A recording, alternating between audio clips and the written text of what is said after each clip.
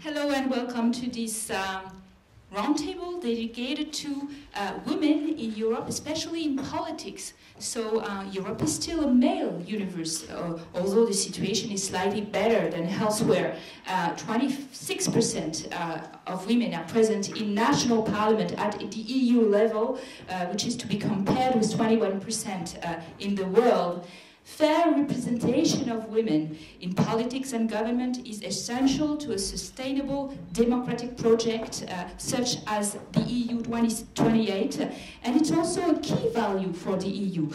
Nevertheless, women continue to be underrepresented as voters, political leaders, and elected officials. Not here, not in this panel.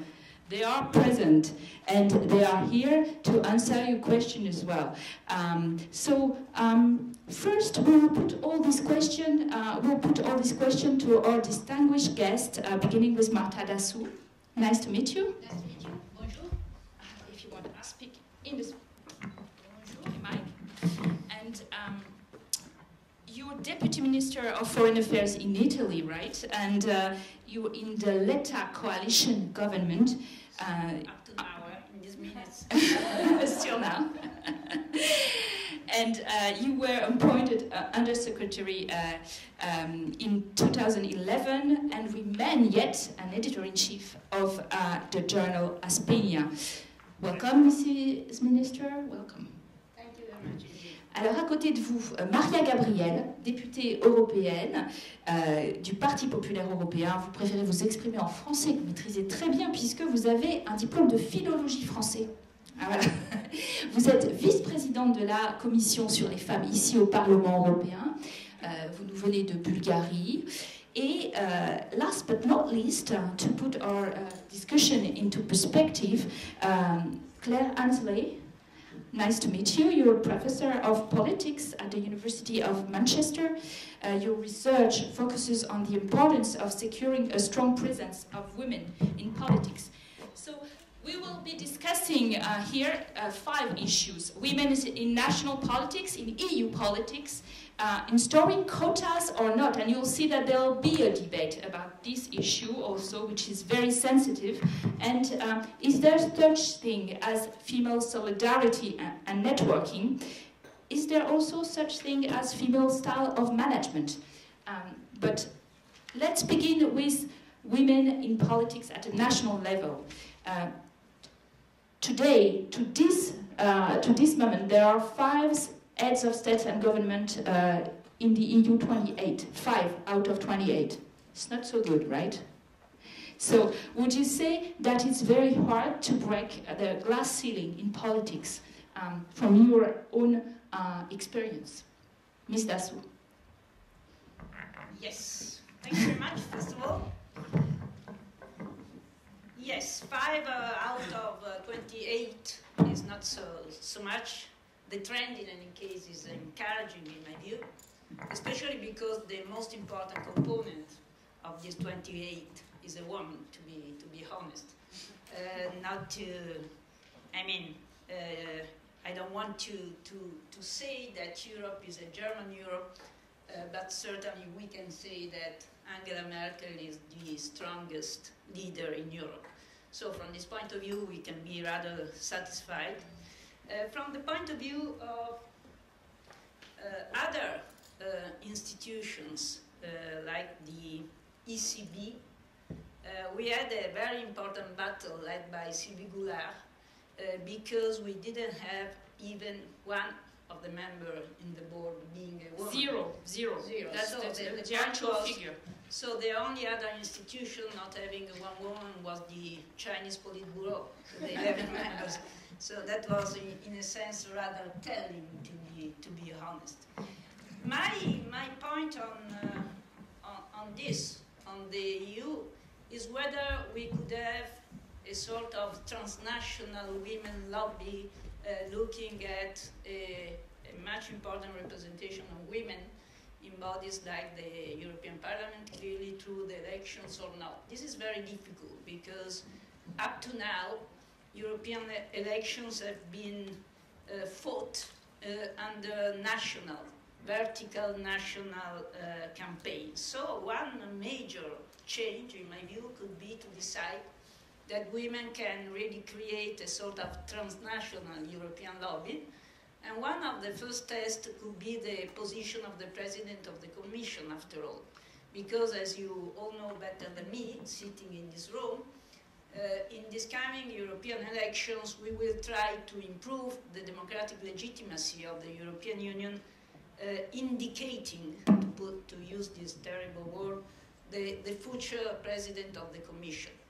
Now, are we deciding that we wish to have a woman? This is not my impression by definition, because as far as I know, the political families, the Socialist Party on the one hand and the Popular Party on the other, are deciding along different motivations. So it's, in any case, it's an important point to be discussed. I think that if I may, only the last point I would like to make on national politics. In Italy, for instance, where women are not particularly represented in power, but I have Emma Bonino as foreign minister, so I'm really very satisfied. We have a sort of code of conduct.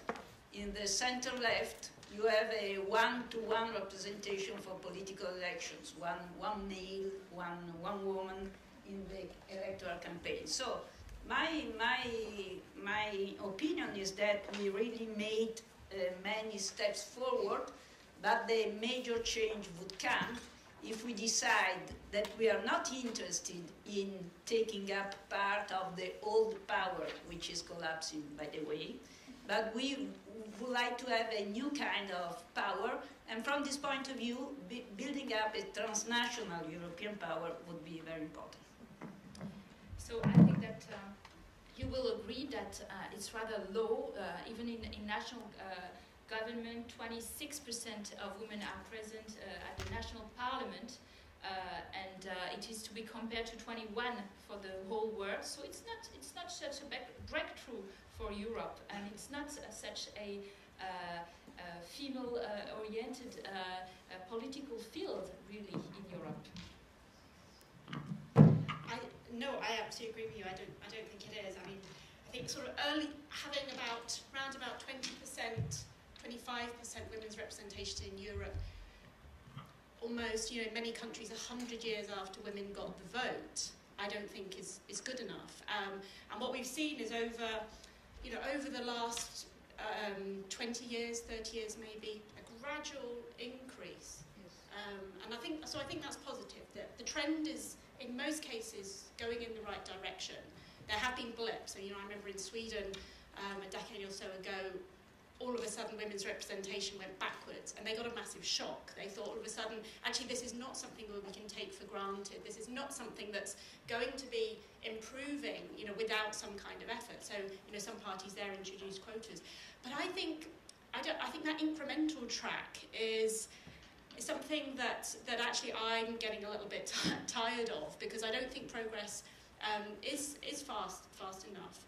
And I think what we should also say is that there's a great deal of variation within Europe, both in across different countries, but also within countries. So different parties have very different records. So is it still the North that is very much? If you look at the best practices and the first of the class in the parliaments, it's Finland, Sweden, Denmark, Belgium, and even Spain. So is it still the North versus the South? If you think of the presence of women.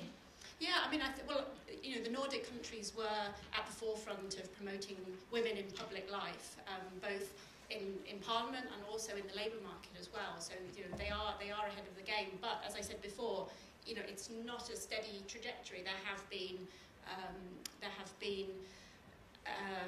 cases in the past where it's gone backwards. But I think the case of Spain is really interesting, because we can't really any longer talk about the fantastic Nordic countries versus the problematic Southern European countries. What you actually see is where there's political will to promote women in politics, you can very easily, through very simple mechanisms, make a massive difference. But not everybody is on board with that. But I'd just like to add, I think it's 25%, as I said, I don't think is enough. And I think a lack of women's representation really contributes to a broader crisis of representation in Europe. I mean, we know that there's massive lack of trust. My colleague talked about, a democratic deficit or a deficit in democratic legitimacy, and I think that bringing more women into the political sphere is one way to try to address that. I mean, we can bring women in because we think it's fair that 50%, 51% of the population should be equally represented. We could bring them in because we think, well, actually, not having those voices in the democratic arena is actually reducing the quality of our democracy. And I'm not saying that bringing women in creates a different kind of politics. That's not what I'm saying. I'm saying that bringing women into the democratic process increases the range of views that we hear from our politicians, and I think that can only be a good thing. And then the third thing, if I may, is that the issue of whether or not bringing women into politics can make a difference. And I think we used to talk about critical mass. That if you got about 30% of women politicians in Parliament, then they would actually be able to make a difference. Other people have said, well, actually, you can have women on their own who, on their own, can make a massive difference. But what I think is, if the more you increase the number of women in Parliament, in political sphere, the better the likelihood is that all voices will be represented and policies won't be as detrimental to women. Alors, c'est vrai que quand on regarde un petit peu cette géographie nord-sud des pays où les femmes sont très représentées vers le nord, vers le sud et l'est en fait, les anciens pays communistes, vous nous venez de Bulgarie, Maria Gabriel, les anciens pays communistes ont eu ce déficit de présence féminine, on le constate aujourd'hui. Pourtant, au moment de la chute du mur, on a mis en avant les femmes, c'est vrai, puisqu'il n'y avait plus cette génération d'hommes qui avaient trempé vraiment dans les régimes précédents. Et puis, elles sont aussi retournées à la maison, apparemment. Est-ce que vous y voyez une difficulté particulière au plan national, en tout cas? Moi, d'abord, je ne suis pas d'accord dans cette appellation pays de l'ancien Europe de l'Est, pays ancien communiste, parce que je vais vous donner exactement l'exemple avec mon pays, la Bulgarie, qui se situe avec ses 22% avant le Royaume-Uni, l'Italie, Malte, Portugal, l'Irlande. S'il vous plaît, corrigez-moi. Vous êtes tout à fait en haut. Et je voudrais encore une fois insister que c'est la Grèce qui occupe la dernière place. Malte. Pour les femmes au gouvernement, je veux dire, pas seulement en tant que femmes qui sont représentées. Donc, moi, je pense que tout simplement, il faudrait mettre fin à ce type de cliché. Et nous, en tant que femmes, on doit avoir une autre responsabilité et de dire, il ne s'agit pas d'un clivage, d'un pseudo-clivage, l'Europe du Sud, l'Europe du Nord, l'ancien, nouveaux États membres. Il s'agit d'une volonté politique ou pas d'avoir les femmes sur la scène politique.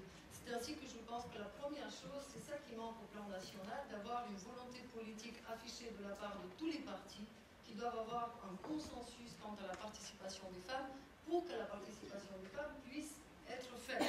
Et là, je serais beaucoup plus attentive à d'autres types de facteurs, comme par exemple la redistribution des portefeuilles. Parce que moi, je suis beaucoup plus sensible au fait d'avoir une femme, pour la première fois peut-être, de l'énergie, du développement régional, de la justice, et non pas traditionnellement les femmes ministres de l'éducation, de la culture, des affaires sociales. Stop!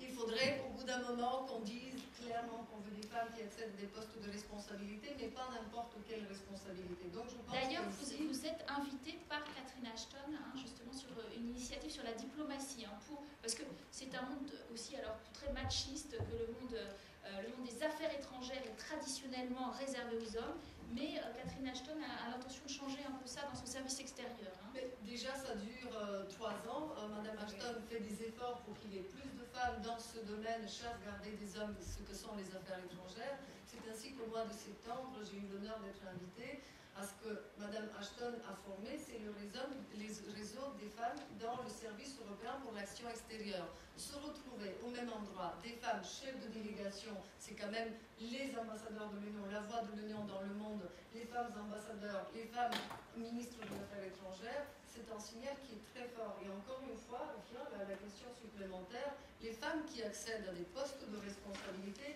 qu'est-ce qu'elles font plus pour les femmes? Parce que je pense que l'un des pièges, c'est lorsqu'une femme accède à un poste de responsabilité, par souci peut-être de conformisme, par souci d'avancer plus rapidement dans la carrière, elle oublie tout simplement la cause des femmes. Et ça, je pense que c'est une grosse responsabilité à chacun de nous qui a la possibilité d'exercer un poste pour promouvoir la cause des femmes. Alors je vois notre audience très attentive. Je voulais vous poser des questions peut-être. Une question sur les femmes en politique nationale. One question about women in national level. Enfin, mon nom est Rima Tarabé, je suis libanaise, donc par conséquent pas européenne du tout, plutôt arabe. Et c'est vrai, depuis le début de la journée, je vois un peu le clivage, même si vous ne voulez pas parler de clivage, mais en tout cas, il y a certainement un clivage entre les pays européens et les pays, on va dire, arabes, ou bien les pays de l'Afrique du Nord, qui aujourd'hui, la femme a vraiment du mal à arriver. Et vous avez parfaitement raison par rapport... Enfin, là, je voudrais plutôt poser une question, parce que je ne vais pas acquiescer ce que vous dites, sur lequel je suis tout à fait d'accord. C'est que quel serait en fait le forum, quel rôle aura le forum, et vous en l'occurrence puisque vous êtes député et en plus activiste au niveau des femmes, par rapport aux femmes donc, des pays qui ont eu le printemps arabe, où le rôle de la femme est très important, par rapport à des pays comme le Liban et l'Égypte, on pourrait citer aussi la Tunisie, qui vient d'inscrire justement dans sa constitution le principe d'égalité, voilà. ou d'aller vers la parité plus précisément. La parité, tout à fait. Et donc quel serait le rôle? Parce que nous sommes convaincus, les femmes arabes, que la femme peut donner un rôle au niveau de la paix, là où les hommes ont échoué. Alors où est-ce que la femme européenne peut aider des activistes comme nous qui sommes sur le terrain et qui essaieront de changer les choses, parce que voilà, on a des difficultés quand même. Merci pour votre question. Ces problématiques me sont chères et je vais donner des exemples précis de mon travail parce que je fais partie de ceux qui prennent le fait que les femmes doivent participer dans les négociations de paix pour pouvoir ensuite réellement occuper des postes pour consolider une démocratie ou pour donner une impulsion au développement. Donc, première chose que nous, en tant que Parlement, on peut faire, c'est, et nous le faisons déjà, de continuer à insister auprès de la Commission européenne, auprès du service diplomatique, lorsqu'il y a des négociations avec ces pays, d'avoir l'exigence qu'il y ait des femmes qui participent dans les équipes de négociation. Parce qu'il me semble que si les femmes ne sont pas dès le début dans la négociation elle-même, ensuite, c'est très très difficile de dire pourquoi elles n'occupent pas tel ou tel poste. Deuxième chose, ici également au Parlement, nous organisons des public hearings sur le sujet. Nous avons fait sur le rôle des femmes dans le printemps arabe. Je vous invite tous au mois de février, parce que c'est un sujet qui m'est cher, les femmes dans les processus de négociation de paix. La Commission des droits de la femme et égalité de genre, ici au Parlement européen, est en contact permanent avec les différentes organisations. Nous les accueillons régulièrement. Donc il suffit tout simplement de rester en contact pour pouvoir mettre les sujets auxquels nous sommes sensibles sur l'agenda, d'avoir des discussions de fond et évidemment ensuite ça se reflète dans les rapports d'initiative et dans les rapports que nous rédigeons. Donc moi je me réjouirais par avance si on peut avoir encore un regard, puisque jusqu'ici nous avons déjà, je vous fais peut-être, je mentionnerai la référence pour le rôle des femmes dans le printemps arabe, c'était le rapport de notre collègue Costa, et ensemble avec la commission femmes, nous nous sommes rendus en Tunisie. Avant, il y a eu dans d'autres pays du Maghreb. Ça reste l'une de nos préoccupations en tant que commission femmes. C'est une question de contact régulier, d'échange réguliers. Il y a toujours un moyen de continuer à porter votre voix sur la scène européenne. So I think that Marta Das wanted to Marta, you wanted to react on that. I think that your question really is a topical one, the future of women in the Mediterranean region. Certainly for peaceful problems, peace and war, women after all are among the first victims of civil wars, as we see in a dramatic way in Syria with all this spillover in your country. So This is one problem we have. And equally, in my view, as far as economic development is concerned, the fact that women are not equally represented in labor force in the Mediterranean is considered to be one of the most evident reasons for underdevelopment, if you wish, not enough development. We can do a lot through the relationship between Europe and this region, through the neighborhood policy, through the Union pour la Méditerranée, and through national efforts. For instance, at the Foreign Affairs Ministry, we started 2 years ago a school for young women in the Mediterranean. So we are teaching them the diplomatic career, if you wish. We invite them in Rome, and we spend 2 weeks together. We will give them a master in international affairs, and we try to help them to conceive a diplomatic career for them. So I think you both are very right in underlining how much the future of stability and peace in the Mediterranean will depend over the future of women. I have a question. Green. Bonjour, Catherine Mainville de la délégation générale du Québec. J'ai une question un petit peu plus large. Madame Gabrielle, vous parliez de responsabilité. Ne pensez-vous pas qu'il faille peut-être changer notre approche entre femmes? Parce qu'on a toutes déjà eu des patrons de femmes, c'est pas toujours facile. Est-ce qu'il y a peut-être moyen d'être plus solidaire? Peut-être parce qu'on n'est pas très nombreuses à avoir soit des postes de responsabilité ou autres. Parfois, on est plus dur entre nous, et ça, c'est quand même un problème aussi, de ne pas pouvoir s'aider, parce que dans la carrière, ça joue quand même. Merci. Je suis entièrement d'accord. Je pensais qu'on va l'aborder un peu plus tard dans la discussion. La solidarité féminine, oui, elle n'est pas aussi spontanée qu'est la solidarité masculine. Et d'ailleurs, si vous me le permettez, est-ce qu'un homme dirait que c'est pas aussi facile d'avoir un homme chef? Je suis désolée, nous-mêmes, par le vocabulaire, par les stéréotypes que nous véhiculons, il faudrait, au bout d'un moment, bien se poser les questions, comment nous-mêmes nous contribuons à ce que ça s'éternise, cette relation. Mais vous avez parfaitement raison. Développer des réseaux de solidarité féminine, rendre cette solidarité non seulement entre femmes, mais entre générations de femmes, par exemple. Ça c'est des exemples qui peuvent permettre justement de ne pas avoir ce sentiment d'une concurrence rude. L'exemple que je donne, c'est le parrainage entre les différentes générations. Pourquoi ne pas avoir ce qui existe déjà? Au final, nous n'allons pas découvrir l'eau chaude, mais ce type de pratiques ne sont pas encore quelque chose que nous acceptons spontanément. Mais nous devons faire beaucoup d'efforts dans ce sens, et vous avez parfaitement raison. Alors, vous avez devancé un petit peu autre question, peut-être sur la politique nationale ou européenne? No, I think I'll speak in English, but actually I'm half Italian, half Lebanese. I have a question about the return of the religious feeling in Europe. What could be the influence of the religious feeling, namely in what has happened lately in Spain with the law on abortion? And the second thing is, for instance, in some Gulf countries where religion is extremely strong, namely the United Arab Emirates, which I know very well, they are setting quotas now for women in boards of directors.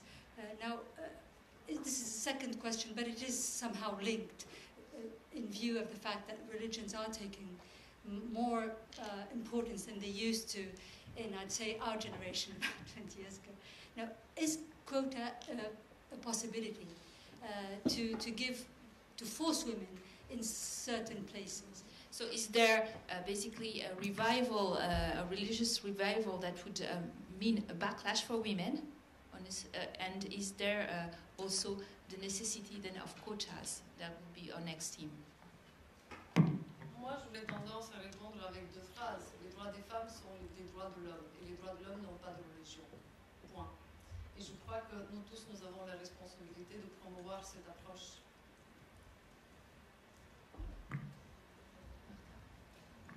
I totally agree with you. I really agree with you. I would add on maybe on quotas. We will go back later on.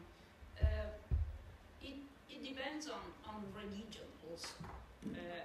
know whether we can be staunchly critical about the revival of trends of Islam in the Mediterranean countries as far as the women's future is concerned. I tend to be rather worried, to be very honest. It's not easy as a public discourse coming from myself, but I mean, it's really, in my view, it's really worrying. What I would like to underline in a very general sense is that the trend, even if not completely satisfying, is there. So we see an increase in the number of women, both in the economic governance and in the political dynamics. At the same time, the real factor at work, and we see it, is a terrible increase of violence against women all over. In our so-called contemporary and modern societies, and in India and in the Mediterranean world. So is there a connection between them? Is there the fact that women are in an increasing trajectory provokes a strike back? This is a very worrying and a very important point in my view, but this is a point we have to look at very attentively, because in my view this increase in violence against women is real. It is not the fact that we read much more internet and newspapers, we know everything about the global world. It's a real phenomenon in my view, and we have to stay very focused on that, because violence against women is one of the worst trends in the contemporary world. Claire, you wanted to add something? I just wanted to completely agree with that. I mean, I think the progress that's been made in terms of representation is good and encouraging, but everything that's just been mentioned now all points to the fact that we can't take this for granted, that progress can go backwards as well as forwards in terms of women's rights, if that's abortion, something like that, or in the resources that are available to help violence against women or to stop violence against women. Also in terms of economic security, I think what we've seen in Europe since the recession is a massive growth in economic insecurity, and there are theories as well that actually it's that insecurity that's making women vulnerable to violence, as well as some kind of backlash against their presence in political life, public life. But what we also see is through austerity, a retrenchment, the dismantling of all of the women's policy agencies and the ministries for women's and the mechanisms of gender mainstreaming that were put in place in the good times to make progress for women in terms of policy outcomes and in terms of their well-being. So I think that's all very worrying, and this is why I think that we shouldn't shy away from discussions about quotas. We should actually say, well, now's the time to have more women in positions of power so that they can be there and make sure they have resources. So, as Maria said, make sure that they're not just in the ministries that don't have any clout, but they're actually in ministries that have the resources to make a difference to women and men's lives. And personally, I would say we've got to go beyond thinking about quotas for women to Parliament to actually thinking about quotas for women into executive office. So actually having quotas to have equal numbers of men and women in political executives and in cabinets. And even if you take the EU, because the EU strongly recommends equity and gender equity in every single treaty and text, but then if you look at them closely, you see that at the European Commission there's only 9 women out of 28, and only 35% of women at the European Parliament. So women empowerment at the EU level and in institutions is very slow, right? And so that drives us to the idea of should we use quotas to prompt it? En effet, c'est totalement insuffisant le nombre de femmes.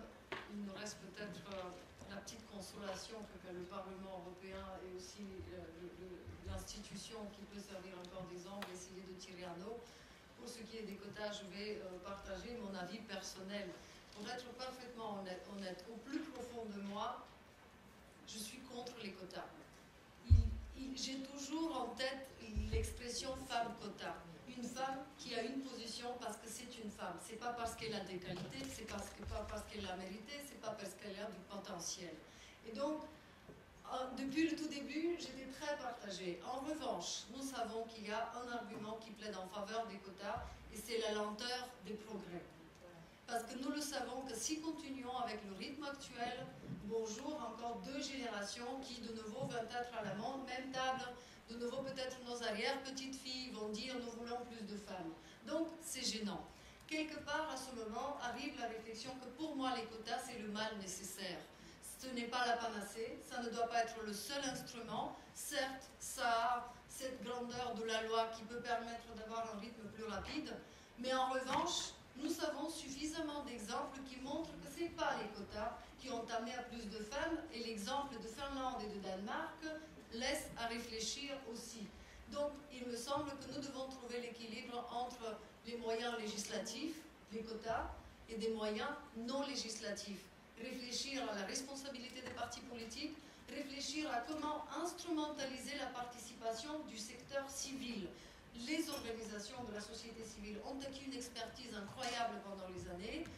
Les politiques, d'un seul coup, ont leur propre expérience. Il manque des mécanismes qui permettraient à ce qu'une participation accrue des femmes se pose. Donc, ma position, elle est oui au quota, à condition que c'est un mal nécessaire, que c'est une transition. En revanche, il nous faut aussi des mesures non législatives qui nous permettraient d'avancer dans ce domaine. Martha. It's impossible. I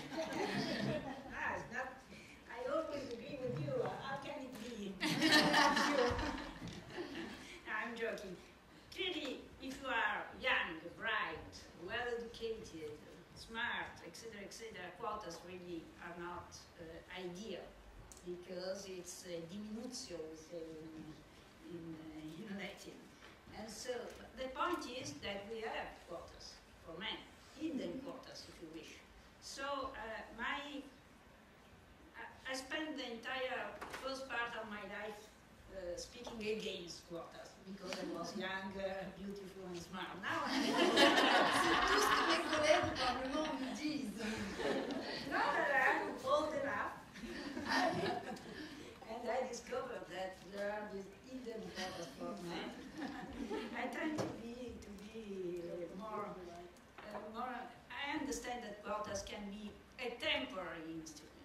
In an ideal world, really, I would say a temporary instrument, only to get a fair result.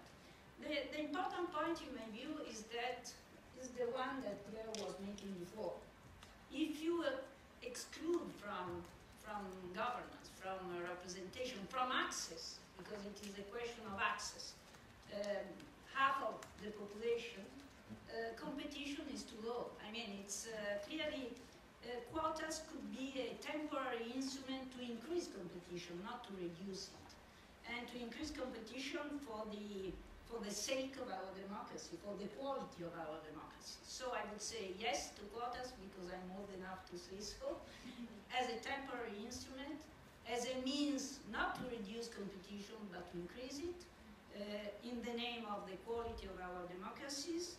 And let's hope that in a more distant future we will not need quotas, and we will have a meritocracy as the main criterion for judging access to power positions. So if we talk to the expert, would you say that quotas are actually working? Do they change the deal? Do they change the women's representation?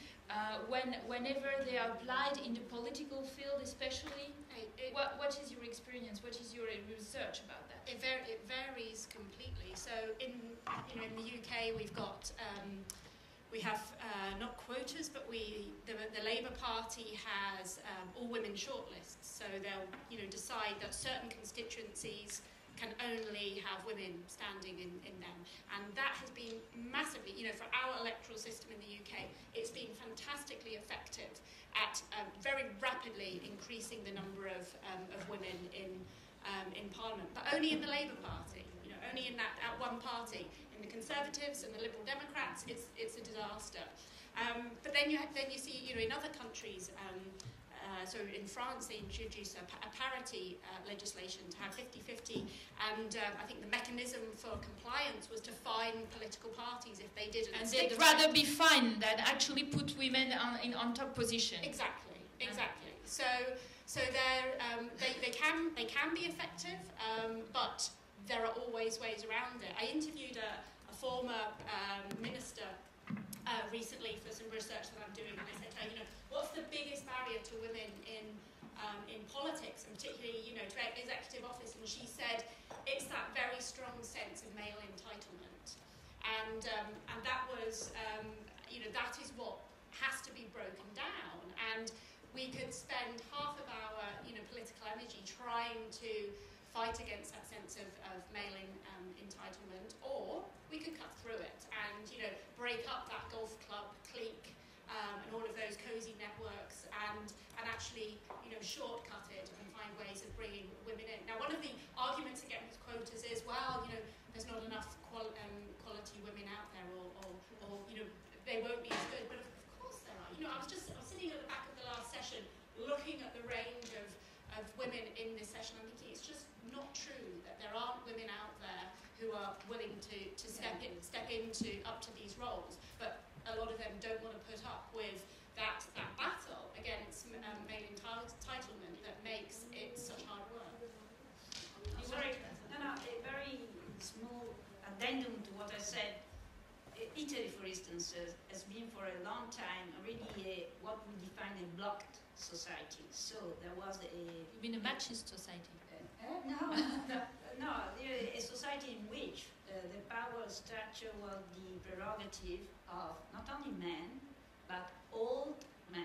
So this is another. Are you thinking of Berlusconi especially? Or? No. This is, the point is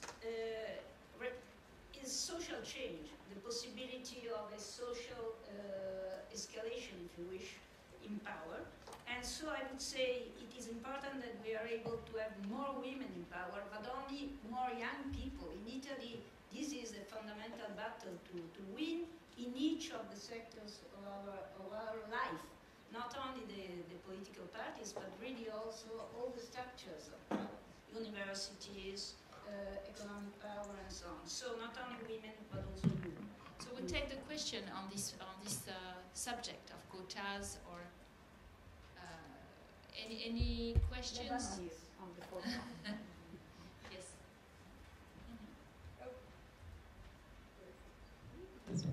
Okay, maybe not exactly on quotas, but very, very close to the subject. My name is Vasilina Petrova. I come from this nation which has 22% in politics of women. Reverting back to what Professor Annesley said, not that when we bring more women, we will create a different politics. I want to throw back the glove back to you and say, I do dare think that if we do have more women, a different politics will start. We will be most probably aiming for more sustainable, more ethical leadership. And I'm turning to the politicians in this room. If we could have 50% in politics, national or EU, what is that dream of yours, of ours, that we want to obtain? Can reach. Yes, that's very nice to bring my next point, which was a female style of management and more concern with women in power or in charge for long-term sustainability, humanitarian values. Is it true, or is it just a cliche? I think it's a little bit dangerous. I think there are a number of reasons why we might want to bring more women into politics, and I would stick with the fact that the kind of the justice argument and the democratic argument. We need more women in public life. If they change politics, danger associated with thinking that if we bring women in, then they are going to improve everything, because it adds a double burden to them. You know, it's like having to be, the double burden of working full time and having to do all the housework. Why place that burden on women to transform politics in this sustainable and ethical way? If they do that, then I think that's fantastic. And I think bringing more voices in and a greater variety of voices is going to contribute to that. But I do think there's a danger of placing that specific burden on women. And I think it's the same with female solidarity. Again, I was looking around the group and thinking, it's a lovely idea to think of female solidarity, and I would certainly, stick up for women the best I can. But actually, we don't necessarily expect solidarity from men across the political spectrum. So let's just go easy on ourselves. I just think we need to go easy on ourselves and not place too much expectation on the capacity of women, because they're going to be set up to fail. If they go in, if we increase numbers of women and then all the men turn around and say, yes, but there's still low trust in politics. Yes, we still have immoral politicians who fiddle their expenses, or no, our economy's not more sustainable, then people can turn around and say, it didn't work, let's get rid of them again. So I just think we have to be a little bit careful about raising expectation to women. Well, what about this dream then? 50% women in EU politics next election, that is to say tomorrow, really, in May 2014 next election, and all the jobs at the EU level will be also reconsidered in October. So let's imagine that would be 50-50. What would it change? Would it change the style of Europe's governance?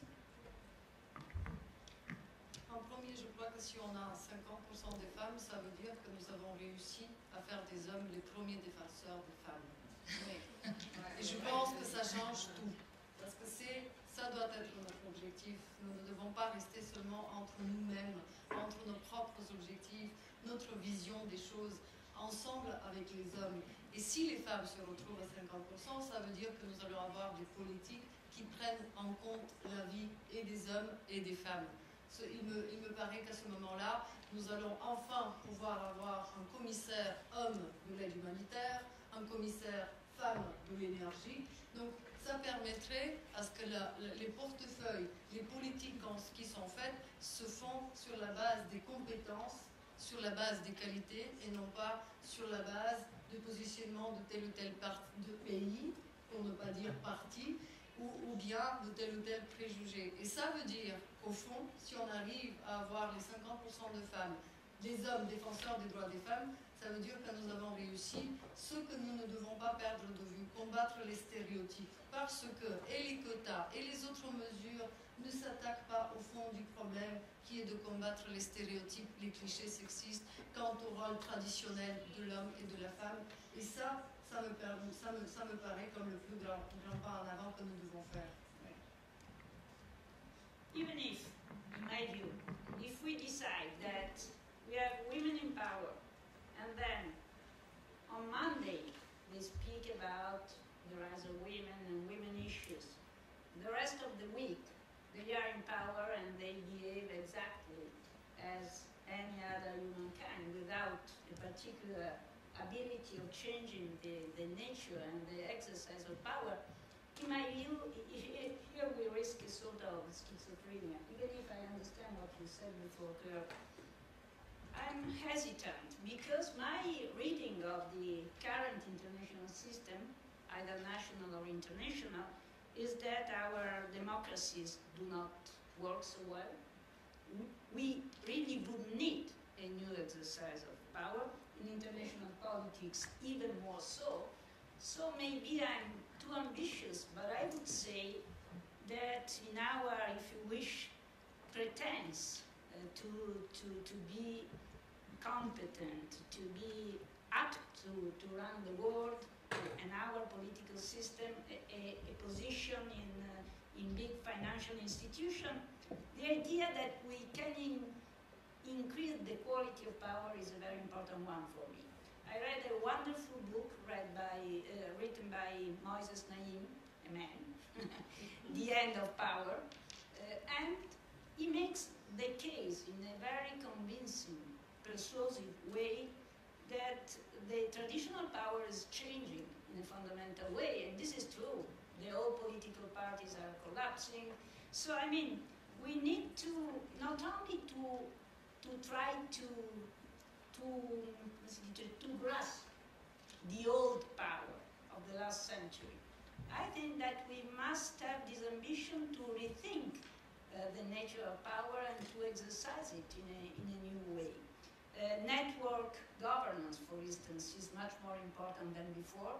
If you look to foreign policy, I am in the Foreign Affairs Ministry, it's clear that governments alone are not any longer the real actor in foreign policy issues. So maybe Emma Bonino is more open to understand what does it mean civil society, non-governmental actors, networking, diplomacy, etc., etc. So maybe I'm too optimistic, but I would like to see women in power not only for the sake of it, I explained it before, it's a more equal and more meritocratic society, but also because women can make a difference, and the world nowadays needs to have a different quality of power.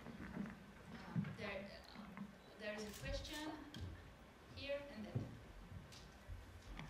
Oui, bonjour, Catherine Sustek, je suis du cabinet de Madame Vassiliou, donc une des commissaires femmes de la commission. J'ai une question, peut-être un petit peu en marge du débat, mais c'est sur le rôle des médias, parce que effectivement, d'une part, les médias sont un milieu quand même relativement féminisé. Je ne sais pas quel est le pourcentage, si c'est 50-50, mais en Europe, je pense que... Plus pour France 24, voilà. C'est votre question. mais très largement féminisé. Voilà, mais c'est le cas de beaucoup de médias, et les femmes sont aussi dans des positions hautes, exécutives, etc. Donc, quel est pour vous le rôle des médias dans tout ce débat? Puisque j'ai l'impression que dans ce relais d'opinion, il y a quand même, dans le débat sur les quotas et d'autres débats, des positions assez conservatrices. Donc, parce que c'est vrai qu'entre les citoyens et la politique, les gouvernements, etc., il y a le facteur média, et je trouve que voilà, ce sont quand même des faiseurs d'opinion. Et comment vous expliquez le fait que dans un corps où il y a quand même une majorité de femmes, que le débat vire quand même de manière très conservatrice? Merci. I think you've raised an absolutely fascinating issue. I don't know what it's like in all of your countries, but certainly in the UK, the media might be dominated by women, but the way that women in public life are treated is not always helpful to support them in their roles or to encourage women into those professions. So I think that the media can play a very important role in actually just giving women a break really, and stopping focusing on what they're wearing, how they look, how high their heels are, how big their breasts are, but actually what they're doing and what their substantive policies are, and treating them in the same way that they would treat male politicians. Si je peux me permettre de répondre un tout petit peu à cette question, c'est vrai qu'en fait, il n'y a pas de quota non plus de volonté forcément affichée d'équilibrer tous les plateaux télé, par exemple. Parfois, on se retrouve sur des sujets, sur des thèmes importants, de diplomatie, par exemple, avec 4 hommes. Et parfois, les présentatrices femmes disent « Mais pourquoi il n'y a pas une femme qui peut discuter de cette question-là » Donc oui, c'est un travail assez quotidien de se dire « Mais c'est bien normal d'inviter plutôt 4 hommes que 3 hommes et une femme, et même peut-être même 2 hommes et 2 femmes. » Voilà. Donc oui, ça c'est effectivement une réflexion qu'il faut se faire assez quotidiennement, je crois. Vous vouliez peut-être répondre aussi sur... J'exprime juste mon accord du fait que le rôle des médias est très important et que c'est eux qui doivent être aussi à l'avant-garde de combattre les clichés. Parce que nous l'avons vu, c'est très facilement, les femmes peuvent être attaquées pour des aspects, y compris sur leur vision qu'on ne penserait jamais faire aux hommes. Et donc pour cela vient tout simplement la responsabilité des journalistes, des présentateurs, pour qu'eux ils puissent ramener la raison sur des bases qui déjà sont orientées vers la qualité, vers la manière dont la question peut être traitée de manière approfondie. Mais ça, je pense que c'est un effort soutenu de tous les jours, et ce n'est pas seulement la responsabilité des médias, c'est aussi de tous ceux qui sont dans la sphère publique d'émettre un message pour qu'au final, on puisse avancer. Et puis on a tout intérêt à inviter des femmes, si je puis me permettre, parce que justement, comme elles sont plus récentes en politique, elles se sentent beaucoup plus impliquées, elles sont très souvent à l'heure, très souvent là. Donc on a plutôt des bonnes surprises avec elles. Si je puis me permettre de faire du sexisme à l'envers.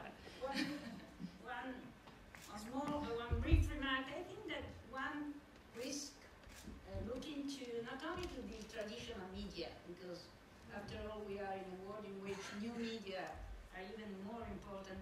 The fact is that a serious discussion about women issues is made in a sort of ghettos, pages for women, the special place for this kind of discussion.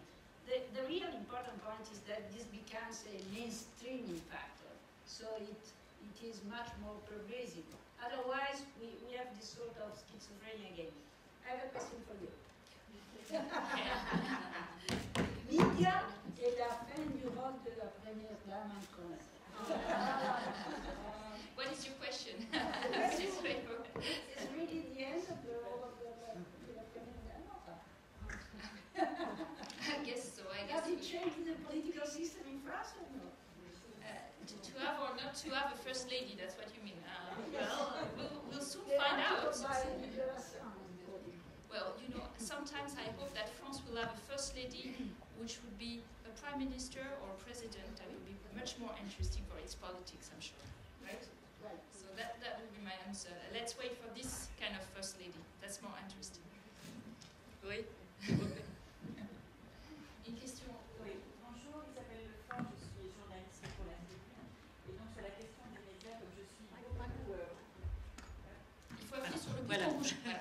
Okay. Isabelle Lefort, donc la Tribune. Je suis journaliste et donc je suis ces questions particulièrement. Donc je n'ai pas la chance de travailler dans une société comme France 24 qui effectivement a une très forte représentativité des femmes.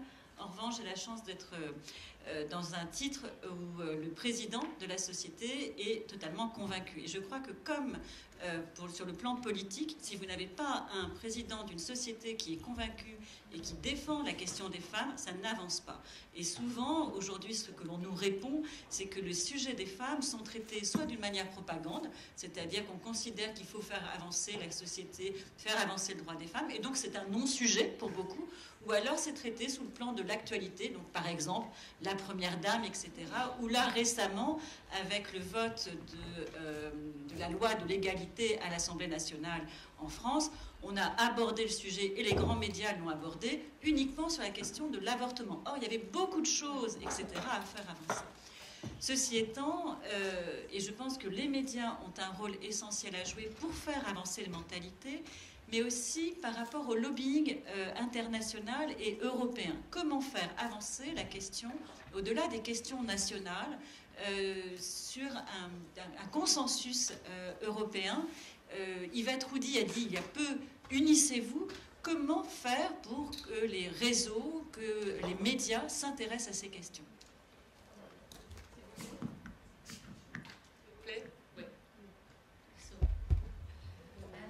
Question here. Oui, je voulais évoquer le fait qu'à France Télévisions, on a eu ce débat sur la représentativité des femmes et notamment sur les plateaux de télévision et notamment la question des experts s'est posée, savoir quelles étaient ces personnes habilitées à parler de questions économiques, politiques et qui étaient bien souvent des hommes, en tout cas invités sur les plateaux de télévision. Et on a apporté une réponse sans doute partielle et pas complète à cette question en éditant un répertoire des expertes femmes, puisqu'on s'était aperçu que seulement 18% des expertes étaient des femmes. Ça veut dire que 82% des personnalités qualifiées étaient invitées sur un plateau de télévision. Donc il y a un vrai travail à faire, toutes chaînes confondues, mais en tout cas, donc, cette première réponse a été donnée en dehors de plein d'autres pistes qui sont engagées, mais en tout cas, aujourd'hui existe ce répertoire des expertes femmes qui permettent à tout journaliste, sur un sujet donné, d'avoir des références de telle ou telle personnalité habilitée à parler de tel ou tel sujet. C'est une forme de networking et de solidarité aussi, effectivement, que de mettre à disposition ces femmes compétentes. Maria, vous vouliez réagir? Je voudrais réagir à propos d'une part des experts. Je pense qu'il ne faudrait pas oublier le rôle de l'éducation, de l'enseignement, la diversification des carrières. Donc nous avons un gros travail pour que les filles, parce que s'il n'y a pas suffisamment d'experts dans certains domaines, c'est parce que les filles au lycée sont orientées vers les filières humanitaires, vers les affaires sociales. Donc ça c'est aussi un sujet qui moi me tient à cœur et je crois même qu'il est en liaison avec les violences faites aux femmes, il est en liaison avec la religion, d'où l'idée de permettre l'accès à l'éducation, mais aussi la diversification des carrières pour les petites filles. Et pour ce qui est de la question de comment unir, comment essayer de promouvoir ce message, d'avoir un compromis, d'avoir une union, je crois que vous l'avez vous-même dit, se baser sur des exemples concrets de ce qui a déjà été fait, parce que je crois peut-être moi-même personnellement en la force de l'exemple. Et nous avons suffisamment de femmes, des exemples de bonnes pratiques, de success stories qui ne sont pas aujourd'hui sur le devant de la scène, en tout cas pas autant que lorsqu'il s'agit d'un homme ou d'un autre exemple. Et ça, je pense que c'est la responsabilité de nous tous, de donner des exemples précis pour que ça puisse circuler au sein de l'espace public européen, et sur la base de ces exemples, de se rendre compte que le débat plus de femmes, ce n'est certainement pas plus en tant que nombre de femmes, mais plus de projets, d'idées, d'innovation, de concurrence, plus de résultats pour l'économie, plus de résultats pour la politique, et au final, meilleure défense des intérêts des citoyens. Donc je pense que ça reste le grand défi, ne pas présenter unilatéralement un débat. Nous, au Parlement, on le voit souvent, mais au contraire, vous, les journalistes, de rendre compte de différents aspects qui touchent le quotidien des citoyens. Et la conviction, elle viendra lorsque les citoyens sont sûrs que ce que les femmes peuvent faire en politique, en économie, les touche dans leur quotidien et les amène à avoir une vie qui soit, pour ne pas dire meilleure, parce que la formule est très cliché, mais une vie dans laquelle on voit que leur projet peut se réaliser.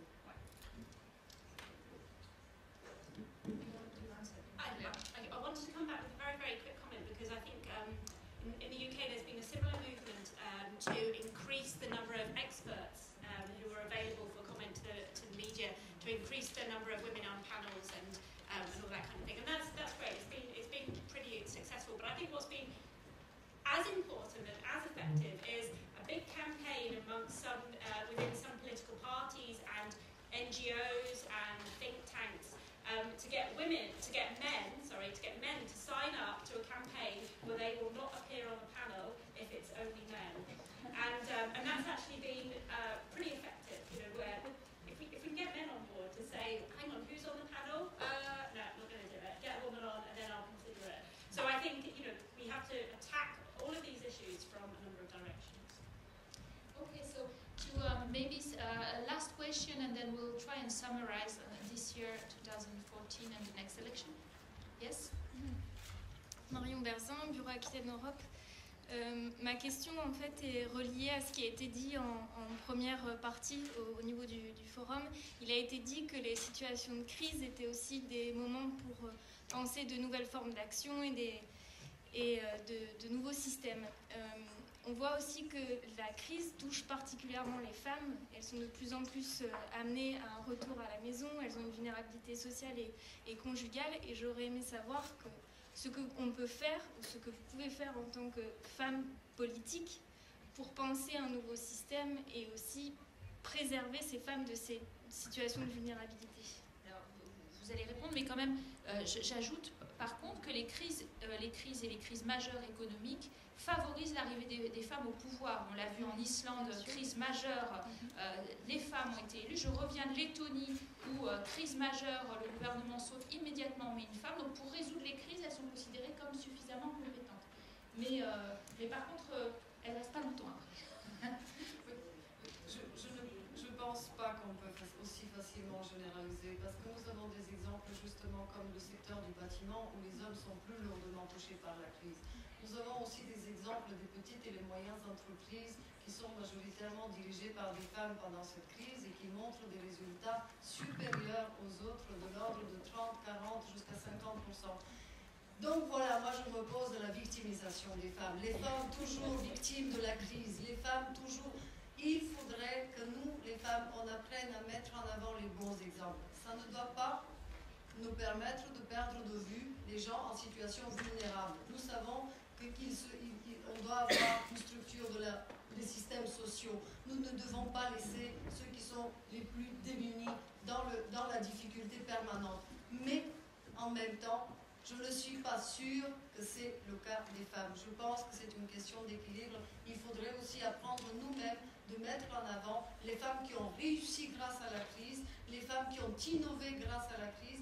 Et c'est à ce moment-là, cette solidarité féminine entre ceux qui ont réussi et ceux qui ont moins bien réussi nous permettra de trouver des bonnes solutions pour les plus vulnérables. Donc, pardon, je ne partage pas cette vision que les femmes, toujours victimes de violences, de crises, de tout, au final, victimes de nous-mêmes.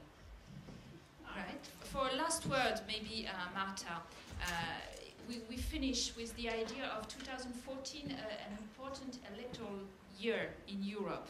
And are you hopeful that there will be any increase of the women's share in the European Commission, the institution, and possibly even at national levels? Sure, yes, indeed. But in a moment, it's really refreshing listening to you, and yet do not overplay your argument in my view, because violence against women, for instance, is a reality, and I think that we have to react. So from this point of view, okay, I agree with you that if we look to the social consequences of the crisis, the picture is much more varied, and yet, we say in Italian, stai in campana, so be very attentive, because really my worry is looking to the international system, but also to Italy and Europe, that this kind of old and new violence against women is a fact, and I think that we have to be...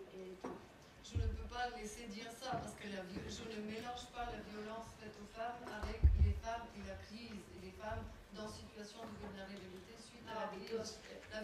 C'est suffisamment sérieux pour le dire. La violence faite aux femmes, c'est un véritable fléau. Oui. Nous avons différentes formes de violence qui doivent être combattues, mais je refuse de dire que c'est la crise qui met les femmes dans une situation de pauvreté que les hommes n'ont pas. No, I agree with that at the very end of your speech, before you said we feel to the victimismo.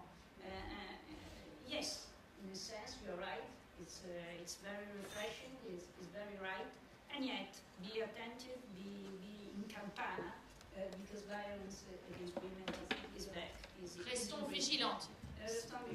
On 2014, the women institutions, I don't know, we can have new ideas, we don't have that.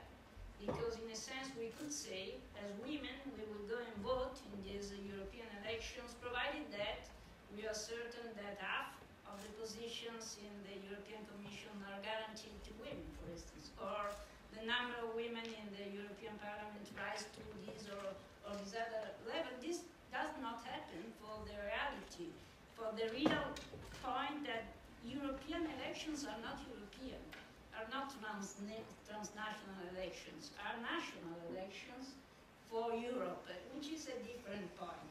I mean, nothing would prevent us building up a transnational alliance of women aiming at realizing part of the topics we have been discussed today.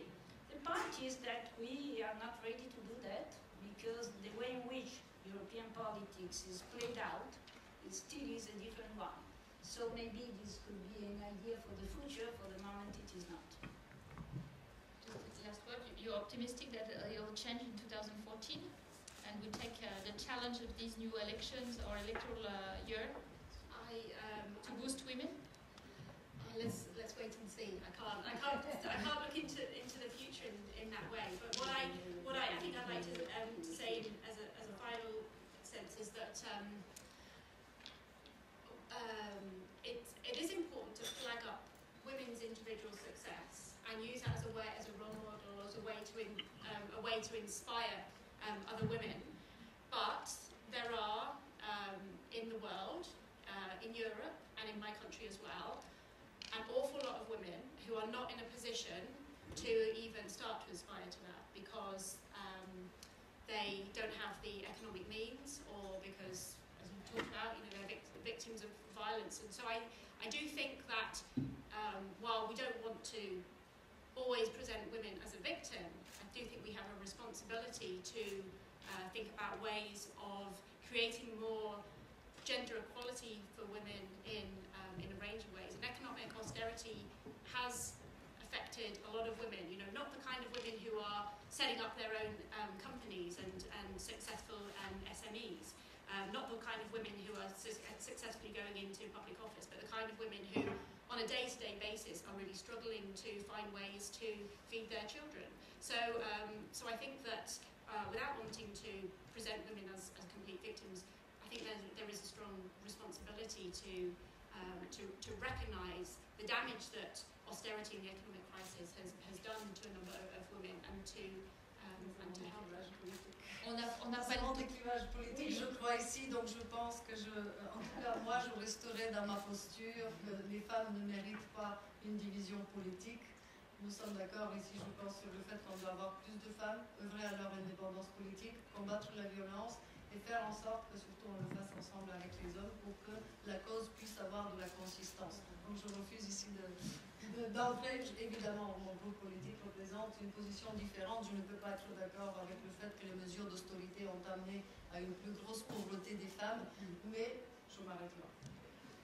Okay, thank you for the three of you to have been very present and very active in this debate, and to have done the networking, because it's part of the networking, participating in the Women's Forum. Thank you for the nice audience with very good questions, and I think there will be a short break, and then we resume the final, right? So please stay with us, and you can have something to grab outside. I understand. I've been given precise signs about that.